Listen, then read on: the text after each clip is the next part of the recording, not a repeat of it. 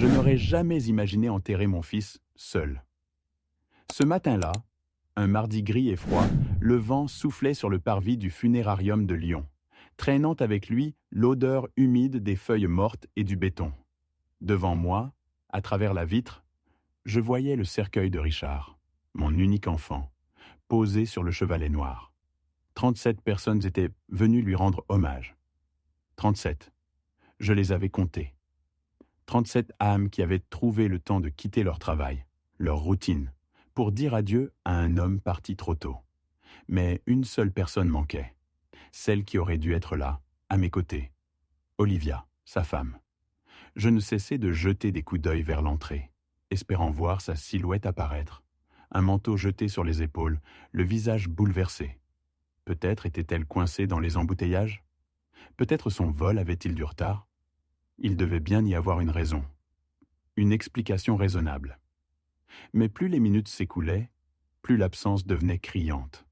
Le maître de cérémonie, un homme à la politesse mécanique, s'approcha de moi.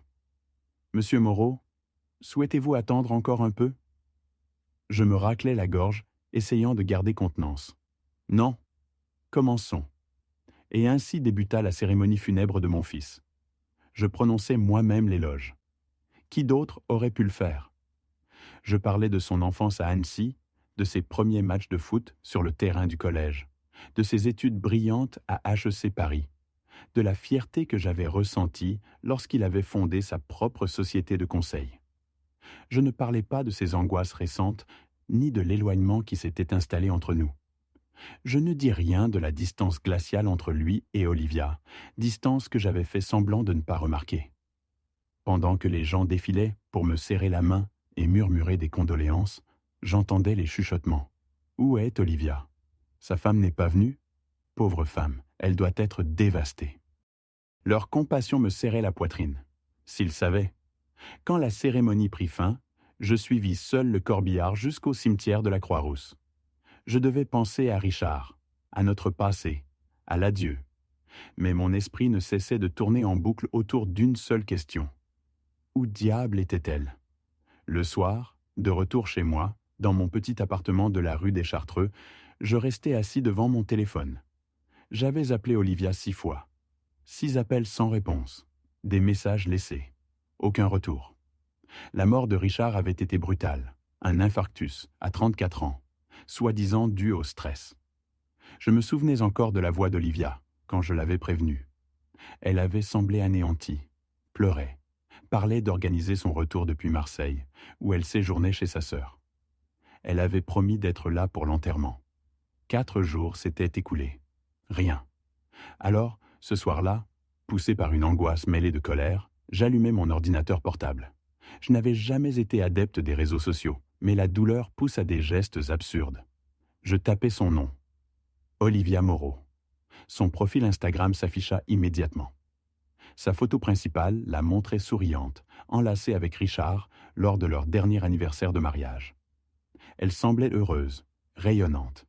Une image d'amour. Mais en descendant sur sa page, mon cœur se mit à battre plus vite. Des photos récentes, des dîners avec sa sœur, des virées shopping, des verres de vin sur des terrasses ensoleillées, toutes postées après la mort de mon fils. Aucune trace de deuil, aucune ombre. Puis, je tombai sur celle qui me glaça le sang. Publiée 3 heures plus tôt, pendant que j'étais debout à la tribune, prononçant l'éloge funèbre de Richard.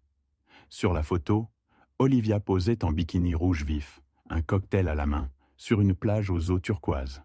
À ses côtés, un homme. Miguel, le jardinier qu'ils avaient engagé pour refaire le terrain derrière la maison de Richard, à Caluire. Son bras l'enlaçait. Il riait. Légende. La vie est courte, il faut la croquer à pleines dents, à de nouveaux départs. Je restais pétrifié. Pendant que je jetais de la terre sur le cercueil de mon fils, sa femme trinquait à de nouveaux départs à Cancun, ou plutôt à Nice, selon la géolocalisation indiquée. Côte d'Azur, France. Les commentaires défilèrent. Des amis la félicitaient pour sa force, pour sa renaissance. Sa sœur écrivait « Tellement fière de toi, tu en avais marre de toute cette drama. Miguel est parfait pour toi. » Cette drama. Mon fils réduit à un épisode gênant de sa vie. Je refermai l'ordinateur, allai jusqu'au buffet, versai 3 doigts de whisky, moi qui ne buvais presque jamais. Et je restai là, immobile, à fixer la lueur ambrée dans le verre. 8 ans. 8 ans de mariage, de repas de famille, de fêtes d'anniversaire, de Noël partagés. J'avais accueilli Olivia comme ma propre fille. Je l'avais défendue face à Richard quand leur dispute devenait violente, lui répétant que le mariage exige patience et compromis. J'avais été naïf. C'est alors que mon téléphone vibra. Un numéro inconnu. Mais je sus immédiatement qui c'était, avant même de regarder. « Papa, viens chez moi maintenant. Ne dis rien à personne. » Richard. Le verre me glissa des mains. Le téléphone tomba sur le carrelage, l'écran se fêla. Je tremblais si fort que je mis plusieurs secondes à le ramasser. Je relus le message. 1 fois, 2 fois, 3 fois. Impossible. Une mauvaise plaisanterie? Un piratage? Mais le numéro était différent. Et qui aurait pu être assez cruel pour s'en servir ainsi? Je pris mes clés. Je devais savoir. Je conduisis jusqu'à la maison de Richard, à Caluire et Cuire, dans une sorte de brouillard mental. Les arbres bordant la rue semblaient exactement comme toujours, mais le monde entier avait perdu son sens. J'avais aidé Olivia à faire ses valises ici, 2 jours plus tôt. Elle avait pleuré, ou fait semblant. La lumière de la cuisine filtrait à travers les rideaux. J'entrai avec ma clé de secours. Richard? Le silence. Je traversai le salon. Les photos de famille, leur mariage, Noël dernier. Tout était à sa place. Et pourtant, tout semblait faux. La lumière de la cuisine m'attira. Je tournai le coin, et je m'arrêtai net. Assis à la table, une tasse de café froide devant lui, mon fils me regardait, vivant, amaigri, les traits tirés, les cernes creusant son regard. Mais vivant. Papa, je suis désolé. Je restais figé, incapable de parler. Je l'avais enterré ce matin. J'avais jeté de la terre sur son cercueil. Et le voilà, devant moi. Tu es censé être mort, soufflai-je. Il hocha la tête. Je sais, ça paraît fou. Laisse-moi t'expliquer. J'étais trop bouleversé pour m'asseoir, mais il continua, la voix tremblante. J'ai fait une énorme erreur, papa, 6 mois avant ma mort. Une erreur qui aurait pu détruire tout ce qu'on a construit. Tu te souviens de la société pharmaceutique Méridien Santé? Notre plus gros client, 2 millions d'euros par an? J'acquiesçai. Ils falsifiaient leurs essais cliniques. J'ai découvert que leurs nouveaux médicaments provoquaient des effets secondaires graves. Des gens tombèrent malades. Certains mouraient. J'aurais dû prévenir les autorités. Mais le PDG, Jane Crawford, m'a offert un demi-million d'euros pour me taire. Je me suis dit que ça résoudrait tout. Le prêt de la maison, les dettes, les exigences d'Olivia. Mais je n'ai pas pu. Je suis allé à la police, puis au parquet financier. J'ai dénoncé tout. Crawford a été arrêté. Mais avant cela, il a juré de se venger. Richard se leva, fit les 100 pas. Ses associés sont dangereux. Des hommes qui n'oublient pas. Il y a 3 semaines, j'ai commencé à recevoir des menaces. Alors, on a simulé ma mort. Le docteur Peterson, un ami de longue date. Il travaille à l'hôpital Édouard Herriot. Il a falsifié le certificat de décès, préparé la scène. C'était ça ou disparaître pour de bon. J'essayais de comprendre. Tout s'imbriquait, mais un détail manquait. Et Olivia? Richard serra la mâchoire. Elle savait. Elle devait jouer la veuve éplorée, attendre 6 mois, puis me rejoindre au Canada. Mais elle a préféré partir à Nice, avec Miguel. Il ricana, un son amer. Elle a encaissé l'assurance vie, 750 000, et elle s'est envolée. Je sentis une brûlure dans la poitrine. Elle nous avait trahis tous les deux. Richard me fixa. Je ne veux pas la laisser s'en sortir. Elle nous a humiliés, toi surtout. Elle t'a fait enterrer un cercueil vide. Il posa la main sur la table. Maintenant, on l'a fait payer. Je le regardais, et pour la première fois, je vis dans ses yeux non pas la peur, mais une détermination glaciale. Mon fils, que je croyais mort, préparait sa vengeance. Et, sans que je le dise, je savais que je l'aiderais. Les jours qui suivirent furent un étrange mélange d'absurde et d'effroi parfaitement ordonné. La vie officielle se déroulait à la surface. Visites au cimetière, condoléances répétées, appels de voisins, bouquets anonymes posés devant la pierre tombale, tandis que, en coulisses, une mécanique froide et implacable se mettait en marche. Richard, caché sous un faux nom dans un petit appartement du 11e arrondissement, travaillait sans relâche. Il avait la rage des justiciers fatigués qui savent que la vérité ne suffit pas. Elle doit être prouvée, chronométrée, documentée. Les preuves qu'il avait accumulées tenaient dans des dossiers numériques et des enveloppes scellées, captures d'écran, relevés bancaires, factures d'hôtels à Deauville et à Biarritz, transferts vers des comptes anonymes, et aussi des messages privés où Olivia comparait l'ennui conjugal à un fardeau et vantait la vie douce avec Miguel. Je découvris ces éléments petit à petit lors de nos rencontres secrètes. Chaque dossier que Richard me montrait me laborait l'estomac comme si j'avalais une lame. J'appris qu'elle avait utilisé notre compte commun pour des dépenses qui n'avaient rien à voir avec la maison ni avec la famille. Hôtel 5 étoiles, sac de créateurs, dîner dans des restaurants étoilés. Les sommes n'étaient pas extravagantes individuellement. 400, 800, parfois 1000 euros. Mais la régularité des retraits et les virements à Miguel formaient un tableau clair. C'était mon argent qui finançait la trahison. Elle a ouvert des polices complémentaires en douce, m'expliqua Richard en me glissant une clé USB. Regarde, plusieurs contrats signés à mon nom, parfois modifiés, avec des bénéficiaires différents. Quand j'ai découvert tout ça, j'ai compris qu'elle planifiait quelque chose depuis bien plus longtemps que je ne l'imaginais. Aujourd'hui, dans le monde numérique, la preuve se construit par des métadonnées, heures, coordonnées, GPS, adresse IP. Richard avait collecté tout cela. Il m'apprit aussi l'ampleur du mensonge. Olivia n'était pas seulement infidèle et dépensière. Elle avait noué un dossier pour la faire passer pour instable. Un détective privé avait été engagé, non pas pour nous protéger, mais pour fabriquer une histoire qui ferait passer Richard pour un homme au bord de la rupture psychique, un homme voué au suicide. Le but ? Rendre plausible une mort volontaire et permettre à une veuve de toucher ses droits en toute quiétude. Je me sentais comme si j'assistais à la scène d'un crime dont j'étais à la fois victime et témoin, obligé de continuer à faire semblant d'être un père en deuil pendant que la pluie de mensonges et d'escroqueries s'échelonnait. Chaque matin, je me rendais au cimetière comme si je pratiquais un acte rituel absurde.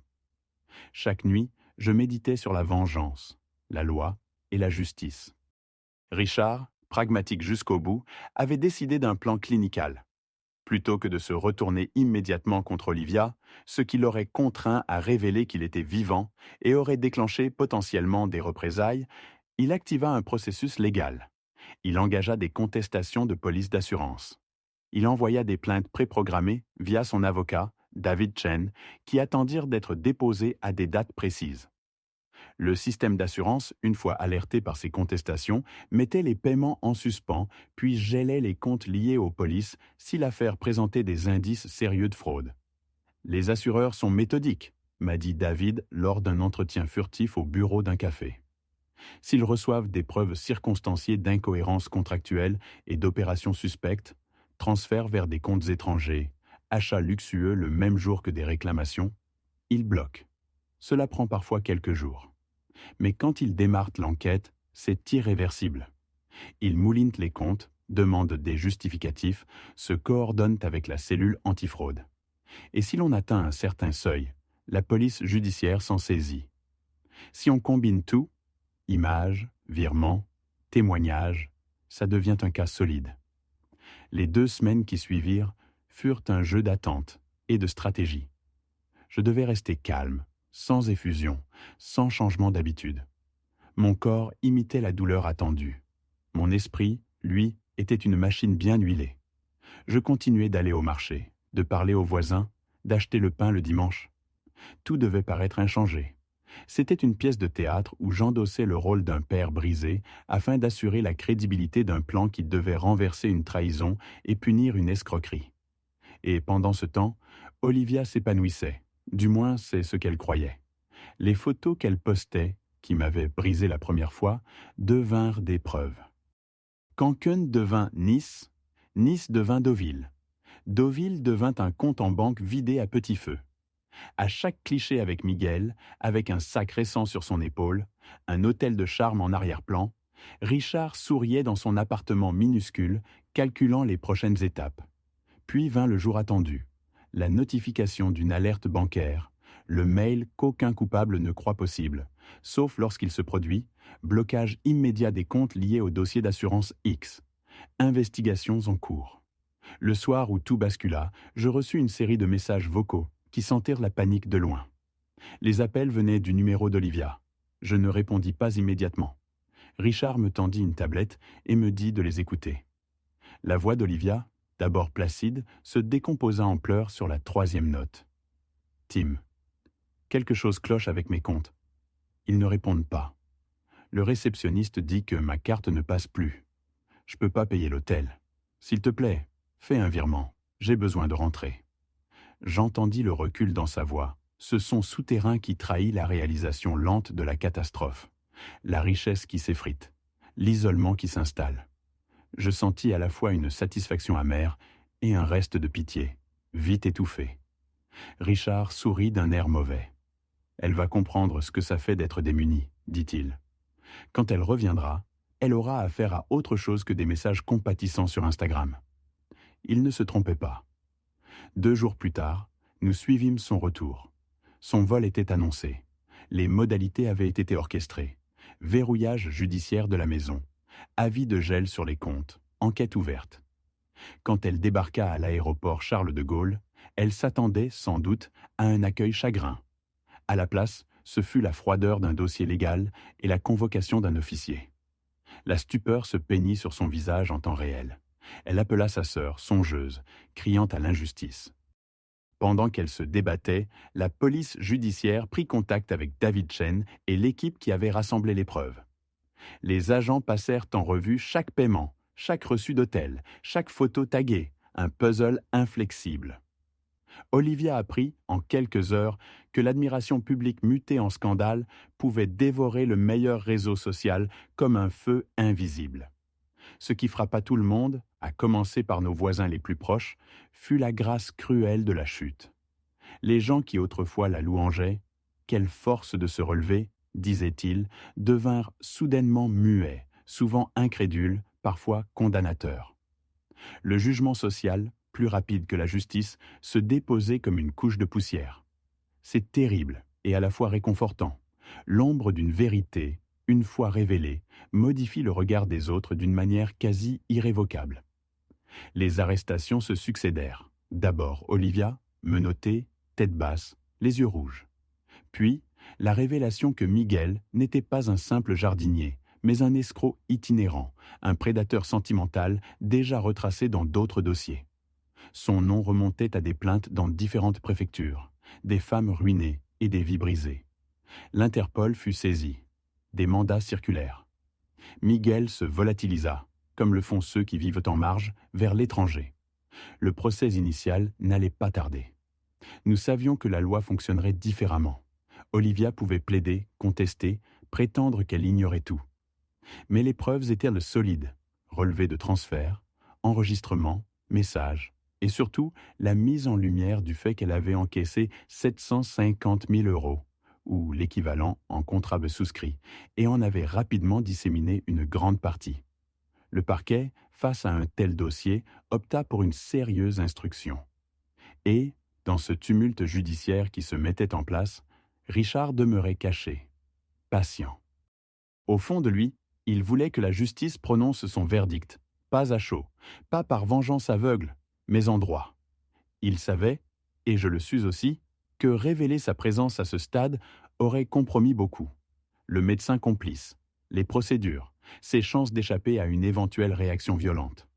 Tout, dans sa stratégie, visait à maximaliser la sanction légale plutôt que l'exécution privée. Je forçais mes journées à une normalité apparente. Je rendais visite au cimetière. J'échangeais quelques banalités avec Madame Lefebvre, qui venait arroser la tombe de sa mère chaque semaine, et j'acceptais des fleurs anonymes déposées par des connaissances compatissantes. Les mains de ces gens étaient tièdes. Il y avait dans leurs yeux de la pitié et parfois de la honte, comme s'ils avaient conscience d'avoir ignoré des signes. Et puis vint la date fatidique, la convocation officielle d'Olivia. La police l'interrogea pendant des heures. Les registres bancaires furent mis à nu. La presse locale, d'abord prudente, commença à s'en emparer avec voracité. L'histoire d'une veuve prise la main dans le sac attira la curiosité morbide. Comment pouvait-on danser alors que l'on aurait dû pleurer? Les journaux en firent d'eau des gros titres, les radios déballèrent les images, les talk-shows débattèrent de la morale publique. Nous, de notre côté, nous ne cherchions pas les lauriers. Nous voulions qu'elle soit empêchée de nuire à d'autres familles, que la structure de ce réseau soit démontée, et que les assurances récupèrent ce qui pouvait l'être. Richard, désormais plus posé, me confia la gestion de certaines communications. Il voulait que je reste le père humilié dont la mise en scène resterait intacte jusqu'au procès. Lors d'une brève réunion dans un petit bistrot, David expliqua le chemin judiciaire. Les infractions alléguées sont multiples. Escroquerie, abus de confiance, faux et usage de faux, complicité de tentatives d'extorsion. Si l'enquête établit la préméditation et le réseau organisé, vous pouvez espérer des peines lourdes. Elle risque beaucoup et Miguel, s'il est retrouvé, encore davantage. Mais la justice est lente. Il faudra être patient. La patience était devenue notre vertu. Et durant cette période, je découvris que la colère et la froideur peuvent coexister en paix, ce qui est peut-être le plus dur à expliquer. J'éprouvais un apaisement paradoxal. La certitude que la vérité se frayerait un chemin me rendait serein, tandis que ma colère, cette bête ancienne, dormait, prête à rugir si la loi flanchait.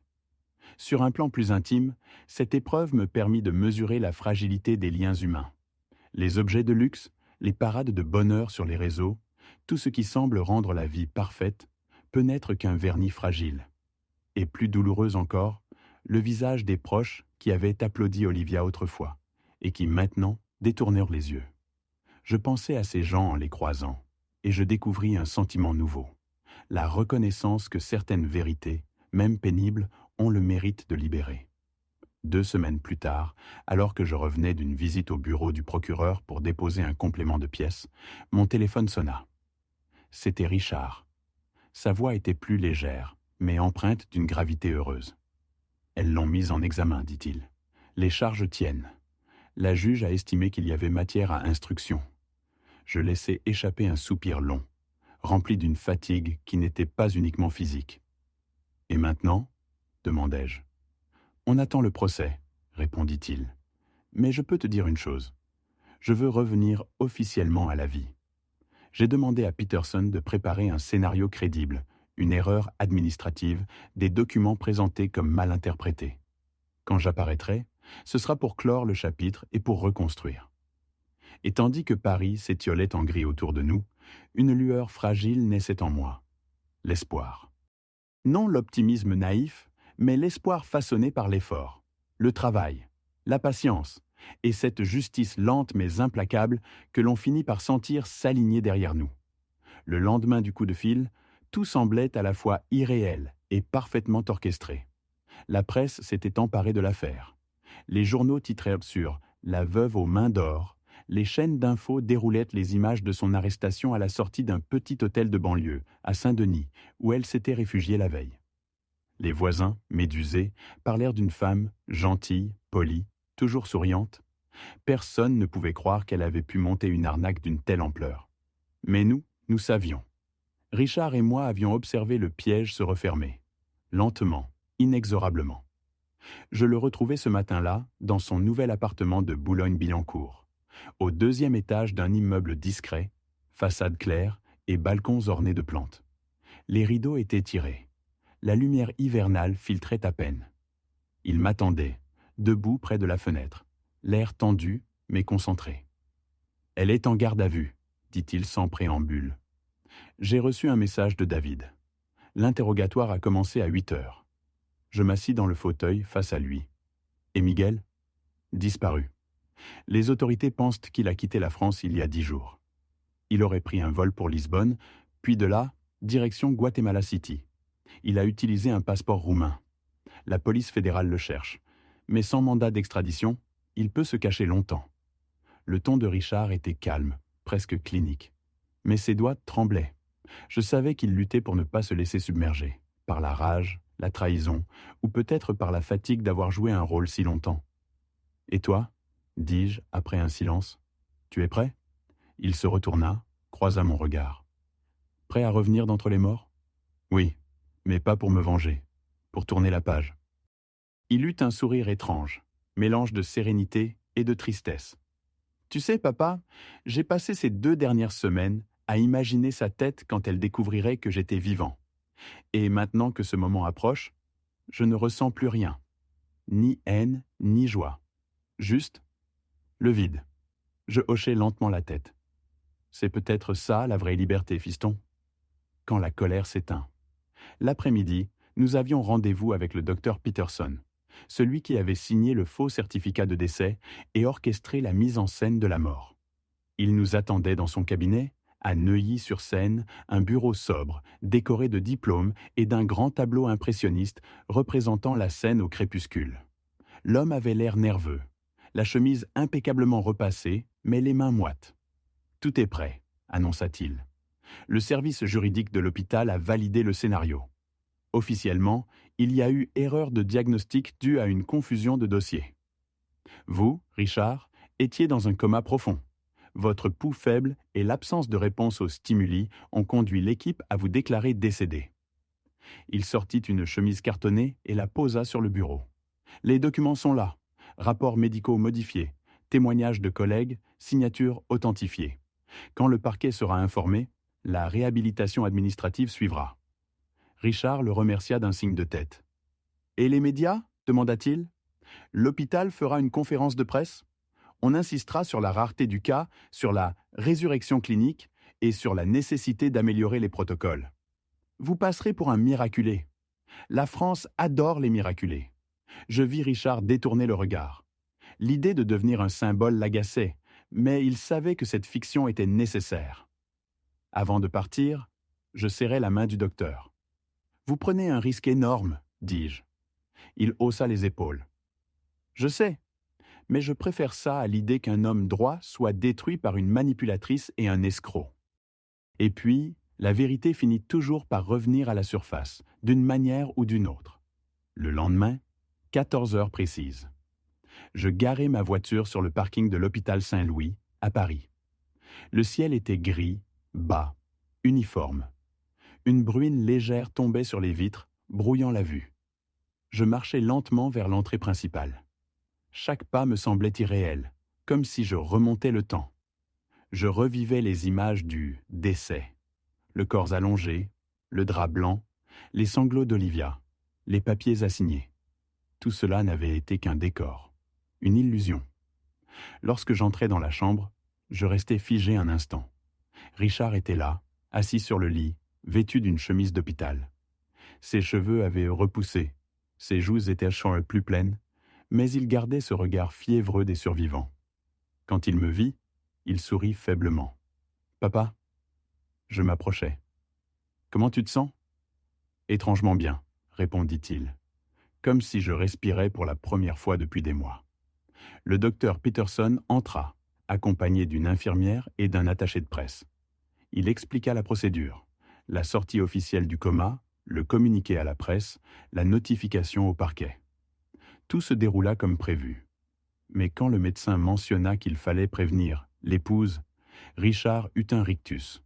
« Vous pouvez rayer ce mot de votre vocabulaire, docteur. » Je pris la parole, calmement. « Olivia Moreau a été arrêtée hier matin. Fraude à l'assurance, blanchiment, escroquerie en bande organisée. » Peterson ouvrit de grands yeux. « Eh bien, voilà qui simplifie certaines formalités. » 2 jours plus tard, la nouvelle fit le tour du pays. Les journaux titraient « Un homme déclaré mort revient à la vie. Sa femme inculpée pour fraude. » Le mélange d'horreur et de fascination du public dépassa nos attentes. Certains parlaient de miracle médical, d'autres de vengeance du destin. Sur les réseaux, les théories pullulaient. Olivia devint une figure honnie, la veuve noire de Lyon. Pendant ce temps, Richard, sous sa nouvelle identité de Robert Moreau, reprenait lentement pied dans la vie civile. Nous avions choisi ensemble ce prénom, Robert, hommage discret à mon propre père, un homme intègre qui n'avait jamais supporté le mensonge. Nous louâmes un petit bureau à Nantes, loin du tumulte médiatique parisien. Richard lança une société de conseil en éthique d'entreprise, avec moi comme associé. Ironique peut-être, mais aussi profondément juste. Après tout, personne ne connaissait mieux les rouages de la trahison et de la corruption que nous deux. Le procès d'Olivia s'ouvrit 3 mois plus tard, au tribunal de Versailles. La salle était comble. Je m'assis au 2e rang, derrière la presse, les yeux fixés sur la femme que j'avais jadis appelée ma belle-fille. Elle avait maigri. Son visage autrefois lumineux paraissait vidé. Elle portait un tailleur gris, les poignets marqués par les menottes retirées peu avant l'audience. Quand elle croisa mon regard, elle blêmit. Je crus voir, une fraction de seconde, un éclat de regret. Mais non, c'était de la peur. Le procureur exposa les faits avec une précision chirurgicale. Les polices d'assurance falsifiées, les signatures imitées, les transferts bancaires, les photos publiées pendant les jours de deuil, la complicité avec Miguel. Chaque élément tombait comme une pierre dans un puits. Olivia tenta d'expliquer, d'attendrir, de pleurer. Mais son jeu ne trompait plus personne. Ses larmes semblaient calculées, sa voix trop douce, ses mots trop bien choisis. À la fin du premier jour, le juge lui demanda « Reconnaissez-vous avoir signé les documents à la place de votre mari ?»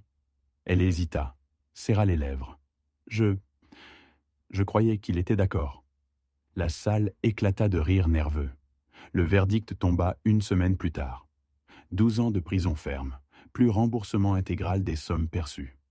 Les avocats plaidèrent la naïveté, l'influence d'un amant manipulateur. Mais le tribunal fut inflexible. La culpabilité était écrasante. Quand la juge prononça la sentence, Olivia s'effondra. Je ne ressentis ni joie ni triomphe, seulement un profond soulagement. Une paix lourde, presque physique. Richard, assis à mes côtés, resta silencieux. Il n'applaudit pas, ne sourit pas. Il murmura simplement « Elle récolte ce qu'elle a semé ». Les mois passèrent. La vie reprit un rythme normal, ou du moins, quelque chose qui s'en rapprochait. Robert Moreau Consulting prospérait. Nos clients venaient de toute la France, cherchant à comprendre comment éviter les dérives éthiques, les manipulations internes, les fraudes insidieuses. Ironie du sort, notre histoire, sous couvert d'anonymat, servait désormais de cas d'école. Je voyais en mon fils un homme apaisé, plus sûr de lui, plus calme. Il avait retrouvé le goût de rire, d'aller courir le matin sur les quais de la Loire, de cuisiner. Moi, j'avais retrouvé ma fierté. 1 an jour pour jour après sa mort, nous nous rendîmes au cimetière de Montparnasse, où reposait symboliquement un cercueil vide. Nous y déposâmes des fleurs. Sur la pierre, on pouvait encore lire « Richard Moreau, 1988-2024 ». À jamais dans nos cœurs. Richard posa une main sur le marbre. « Tu crois qu'on devrait la remplacer ?» demanda-t-il. Je souris. « Non, laisse-la là, qu'elle nous rappelle ce qu'on a perdu. » Et ce qu'on a retrouvé. Nous restâmes là, en silence. Le vent faisait bruisser les feuilles. Je repensais à tout ce que nous avions traversé. La douleur, la colère, la peur et à la justice, enfin rendue. « Papa ?» dit-il soudain. « Tu regrettes ?» Je mis un moment à répondre. « Non, je regrette que les choses aient dû aller aussi loin, oui. Mais je ne regrette pas d'avoir choisi la vérité, même coûteuse. » Il hocha la tête. « Moi non plus. » Et alors que nous repartions, bras dessus, bras dessous, je compris quelque chose d'essentiel. La vengeance apaise à court terme. Mais la justice, elle, reconstruit. L'année qui suivit le procès fut étrange, comme une longue saison où la lumière hésite entre le jour et la nuit. Tout semblait redevenu normal. Les rues de Nantes bruissaient de vie, notre bureau accueillait des clients, les appels se succédaient, les factures se payaient. Mais sous cette normalité, il restait les traces invisibles des blessures passées, une cicatrice morale faite de silence et de prudence. Chaque matin, je me levais avant l'aube. J'aimais marcher le long de la Loire, là où la brume flotte comme un voile de coton au-dessus de l'eau. Je regardais les péniches glisser lentement, les joggeurs passer sans me voir, et je pensais à tout ce que la vie nous avait arraché et rendu. Richard, désormais Robert, dormait encore à cette heure-là, mais je savais qu'il se levait toujours avec la même détermination, celle des gens qui ont connu la mort et refusent de gaspiller le temps qui leur reste. Notre société marchait mieux que prévu. Les entreprises venaient chercher chez nous non pas des chiffres, mais une conscience. Ironie douce, c'était notre tragédie qui faisait notre force.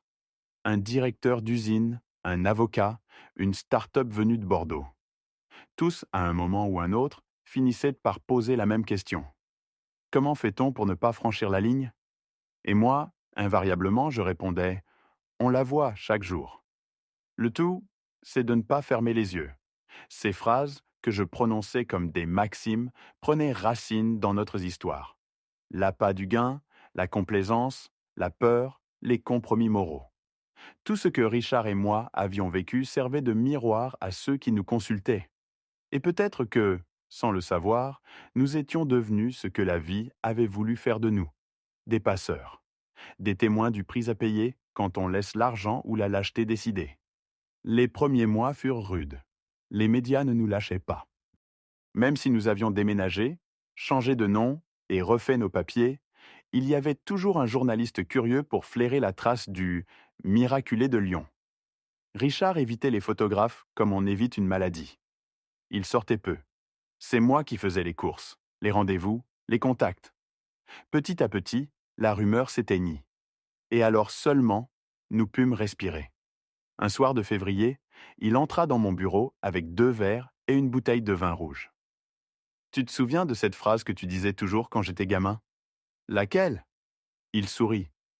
La vérité finit toujours par trouver la porte. Oui, et souvent, elle passe sans frapper. Eh bien, j'ai reçu un courrier aujourd'hui, de la prison de Rennes, d'Olivia. Je posai mon stylo. Qu'est-ce qu'elle veut?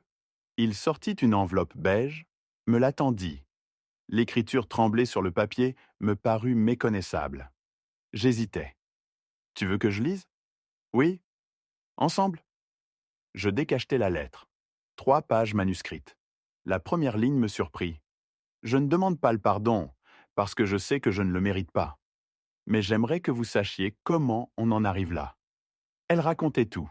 Le sentiment d'abandon, la peur de la pauvreté, le besoin maladif d'exister à travers le regard des autres. Elle décrivait Miguel comme un miroir déformant. Il lui avait promis l'aventure, la liberté, la jeunesse retrouvée. Et elle avait voulu le croire parce que Richard, disait-elle, s'était éteint depuis des mois, enfermé dans ses dossiers et son anxiété. Ce qu'elle n'avouait pas, c'était le plaisir qu'elle avait pris à la trahison, cette ivresse du danger, cette certitude de dominer la situation. La lettre se terminait ainsi: « J'ai détruit la seule famille qui m'ait jamais aimé. Si vous gardez un souvenir de moi, que ce soit celui d'une femme perdue, pas d'un monstre. » Je reposai les pages, le cœur lourd. Richard ne disait rien. Ses doigts jouaient avec le bord du verre. « Tu vas lui répondre ?»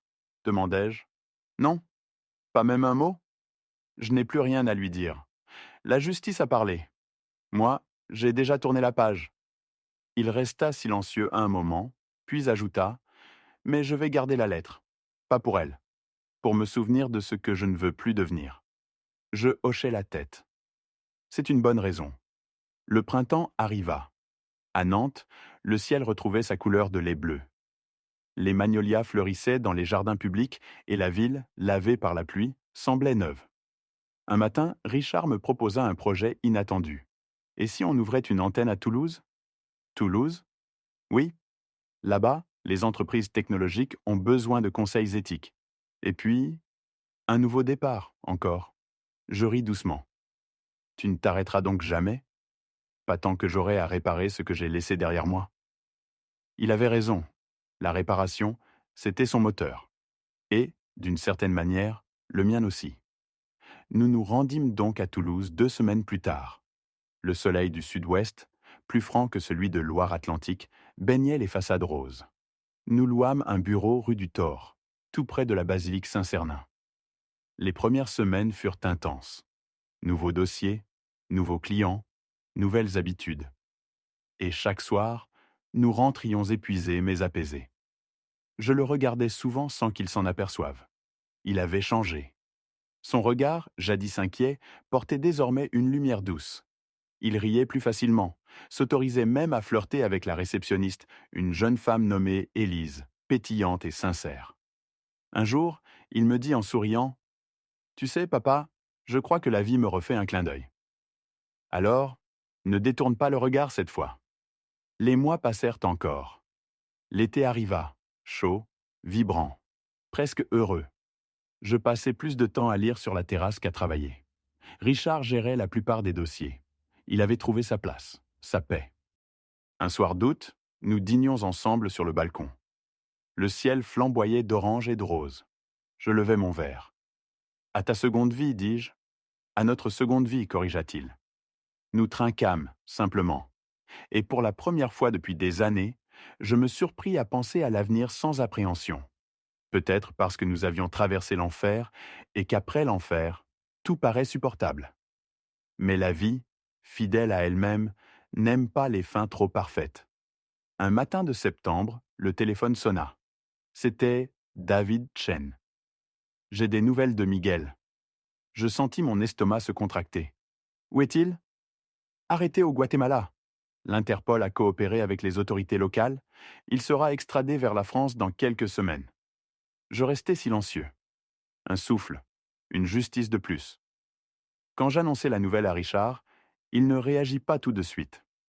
Il resta pensif puis dit : « J'espère qu'elle le verra passer derrière les barreaux. Pas par vengeance. Juste pour comprendre que le monde finit toujours par se refermer sur ceux qui croient pouvoir tricher indéfiniment. » L'extradition eut lieu fin novembre. Miguel fut ramené à Paris, menotté, escorté. Les journaux en parlèrent à peine. Les scandales s'étaient succédés depuis, et notre histoire appartenait déjà au passé médiatique. Mais pour nous, c'était une page supplémentaire qui se tournait. Olivia, depuis sa cellule, apprit la nouvelle. Elle tenta de se pendre quelques jours plus tard. Les gardiens la sauvèrent de justesse. Quand je l'appris, je ne ressentis ni pitié ni colère, seulement une lassitude infinie. Il arrive un moment où la douleur des autres ne nous appartient plus. Chacun porte la sienne. L'hiver revint. Nos affaires prospéraient toujours. Nous avions désormais 5 employés, un cabinet reconnu. Mais ce n'était plus cela qui comptait. Ce qui importait, c'était la paix retrouvée entre nous, cette complicité d'homme à homme que rien n'aurait dû briser. Parfois, le soir, nous parlions de Richard, le vrai, celui d'avant, celui qui avait eu peur, qui s'était compromis, qui avait cru qu'il pouvait cacher la vérité sous un drap blanc. Nous parlions de lui comme d'un autre. « Il m'a appris quelque chose, » disait souvent mon fils.